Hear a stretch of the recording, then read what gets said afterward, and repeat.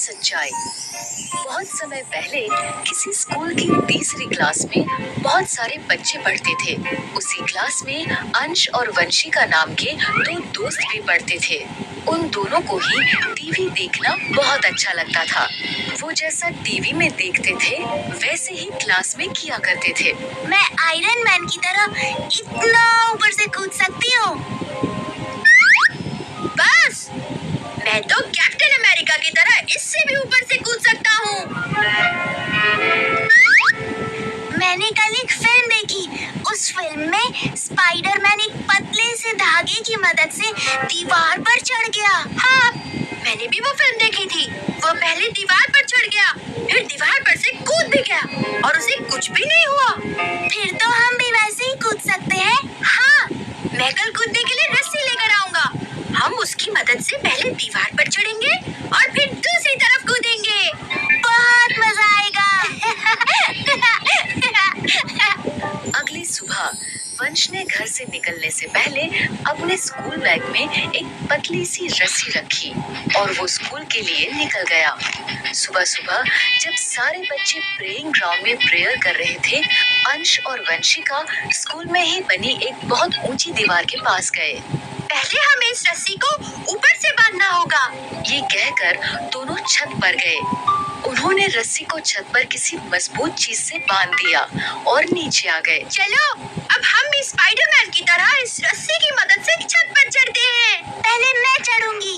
वंशिका ने रस्सी पकड़ी और उस पर चढ़ने लगी, लेकिन वो रस्सी पर नहीं चढ़ पा रही थी। ये देखकर अंश ने कहा, तुमसे नहीं होगा, दिखाओ, मैं चढ़ता हूँ। अंश ने वंशिका से रस्सी ली और वो रस्सी पर चढ़ने लगा, लेकिन रस्सी बहुत पतली थी, इसलिए अंश के थोड़ा जोर से खींचने पर ही टूट गई। ये तुमने क्या किया?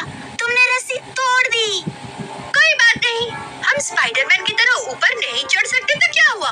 उसकी तरह ऊपर से कूद तो सकते हैं। हाँ। अब वो दोनों स्पाइडरमैन की तरह कूदने के लिए ऊपर छत पर गए। चलो, अब एक साथ कूदते हैं। ये कहकर वो कूदने के लिए आगे बढ़े। तभी दूर से उनकी टीचर ने उन्हें देख लिया। टीचर उन्हें रोकते हुए चिल्लाकर बोली, अंश, वंशिका, दीवार से पीछे हटो। टीचर के ऐसा कहने पर वो दोनों पीछे हट गए। टीचर उनके पास आई और बोली, ये तुम क्या कर रहे थे? हम स्पाइडरमैन की तरह छत से कूद रहे थे। हाँ, हमने टीवी में देखा था। स्पाइडरमैन ऊपर से कूद गया और उसे कुछ भी नहीं हुआ। इस पर टीचर ने उन्हें समझाते हुए कहा, हाँ, पर बच्चों, वो टीवी में था और टीवी में हर चीज असली नहीं होती। वो सब बनावटी और नकली होता है, जिसे सिर्फ एंटरटेनमेंट के लिए बनाया जाता है।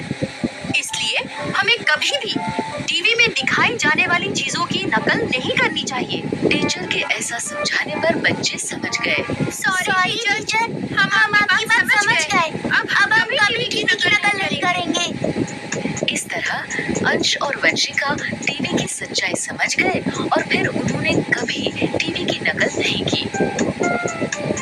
तो बच्चों, इस कहानी से हमें ये शिक्षा मिलती है कि टीवी में जो भी दिखाया जाता है वो सिर्फ हमारे एंटरटेनमेंट के लिए होता है।